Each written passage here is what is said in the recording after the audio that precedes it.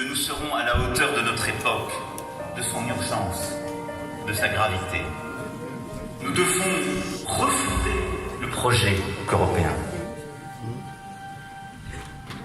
Vous avez le choix de prendre vos responsabilités, partout, et de vouloir cette Europe, en prenant tous les risques, chacun dans nos pays. Alors cette ambition, nous devons la porter maintenant, parce que c'est ce temps-là qui est venu. Ayez cette ambition folle à nouveau, de vouloir une Europe plus forte, plus démocratique, refondée par sa culture et ce qui nous unit. Je vous demande, vous et en particulier vous, jeunesse d'Europe, d'avoir cette ambition extrême, peut-être un peu folle. Ce que nous espérons est entre nos mains. Désirons-le ensemble, pour nous et pour nos enfants. Alors, je vous le promets, nous réussirons.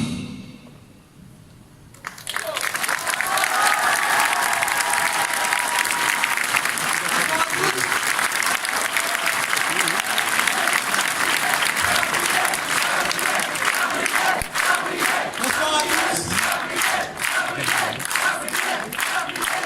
20 jours. 20 petits jours. Dans 20 jours, les Européens auront à faire un choix. Ils auront à choisir. Stop ou encore. Et surtout, comment faire différemment. C'est ce que nous proposons avec Nathalie Loiseau et cette belle liste Renaissance. Et c'est ce que vous êtes venus porter avec nous ce soir. Merci d'être là. Merci d'être là si nombreux. Près de 800, me dit-on. Merci aussi à ceux qui ont voulu venir et qui n'ont pas pu rentrer. Je sais qu'ils sont nombreux devant cette salle, malheureusement, à ne pas pu avoir la chance de rentrer dans cette salle. On pense évidemment à eux, on espère qu'ils nous suivent, et évidemment, d'autres événements auront lieu ici. Nous étions il y a quelques heures avec Nathalie au mémorial de Caen. Et avant notre visite, on a rencontré des jeunes qui étaient là pour visiter ce lieu de mémoire, ce lieu qui nous rappelle combien la paix est fragile, ce lieu qui nous enseigne l'histoire et en même temps qui nous permet de nous projeter dans l'avenir pour ne pas revivre certaines turpitudes qui ont profondément blessé notre continent.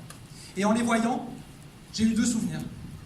Le premier souvenir, c'était ce magnifique moment Youth for Peace qui a eu lieu avec le président de la République et Angela Merkel à Berlin il y a quelques mois, en novembre dernier, où des jeunes Allemands, des jeunes Français étaient rassemblés.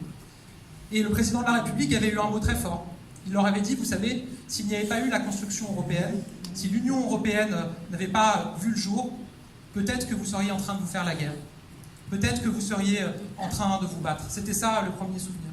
Et puis je me suis souvenu de certaines paroles qui ont été employées la semaine dernière dans un meeting à Metz du Rassemblement national, pour ne pas le citer, qui a comparé l'Union européenne à Tchernobyl, qui a développé des thèses complotistes en expliquant que finalement l'Union européenne serait une création qui viserait à s'en prendre au peuple plutôt qu'à les servir. On voit ici deux visions radicalement différentes. Et nous, celle que nous portons, elle se souvient. Elle se souvient que l'Europe fait que depuis maintenant plusieurs décennies, nous vivons sans doute la période la plus longue de l'histoire où le continent est resté en paix, même si nous savons que le risque guette et qu'y compris aux frontières de l'Europe, certains conflits voient le jour. Et cette vision, nous allons la porter. Nous allons la porter pendant ces 20 petits jours et nous aurons besoin de vous pour la porter, pour aller chercher des voix, pour aller en parler à vos voisins, à vos amis, à vos familles, parce que chaque voix comptera pour porter ce projet pro-européen, qui n'est pas européen, qui est lucide sur l'Union européenne, lucide sur la nécessité de porter un projet politique, lucide sur la nécessité de faire de la jeunesse, ça me tient évidemment à cœur, de faire de la jeunesse le centre de cette refondation. Parce que les choix que nous faisons aujourd'hui, ce sont des choix qui impacteront la vie des jeunes pendant plusieurs décennies. Et si on ne choisit pas de faire de l'Europe un espace de paix, ce sont les jeunes qui connaîtront la guerre. Si on ne choisit pas de faire de l'Europe un lieu de protection du climat, un lieu de haute exigence environnementale, ce sont les jeunes qui auront à en subir les conséquences. Si on ne fait pas de l'Europe un lieu qui maintient nos industries, qui protège nos emplois, qui permet de créer et de développer de nouvelles filières, ce sont les jeunes qui en pâtiront plus tard. Alors c'est pour cette vision-là que nous sommes réunis ce soir et je vous remercie vraiment à tous pour votre présence.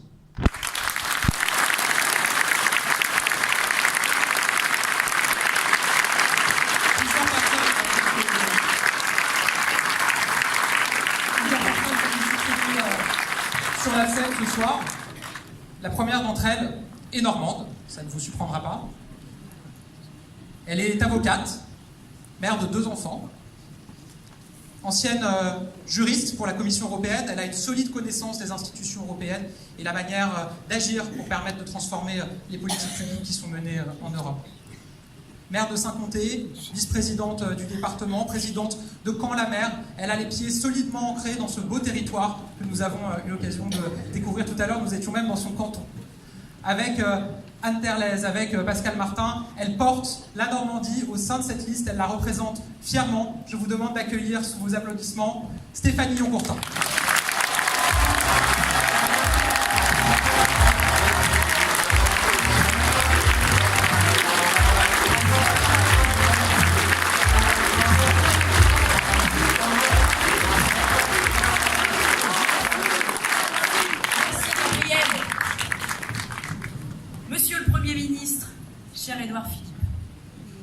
Madame la ministre Muriel Pénicaud, messieurs les ministres Sébastien Lecornu et Gabriel Attal, chère Nathalie Loiseau, chers députés venus des 5 départements normands, chers élus, maires, conseillers régionaux, départementaux, municipaux, signataires, ou pas encore, mais ça ne saurait tarder, de l'appel des élus normands pour Renaissance, plus de 153, on peut les applaudir.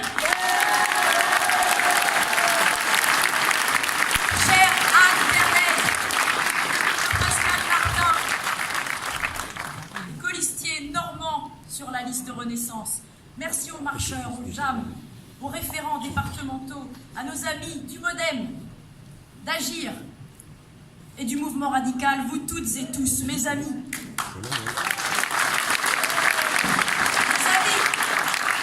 qui êtes venus nombreuses et nombreux des 5 départements normands et voisins.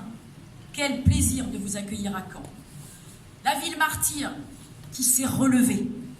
Il y a 75 ans, notre territoire vivait encore sous le joug nazi.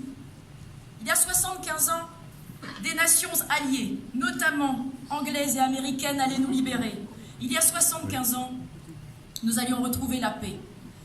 Sur notre terre normande, du Havre à Cherbourg, d'Évreux à Alençon, et ici à Caen, à quelques kilomètres des plages du débarquement, nous connaissons plus qu'ailleurs le prix de la liberté.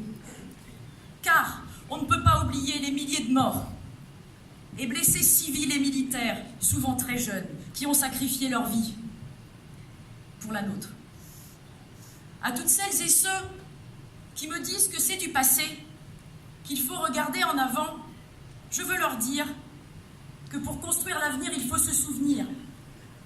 Winston Churchill ne disait-il pas, avec justesse, qu'un peuple qui oublie son histoire se condamne à la revivre.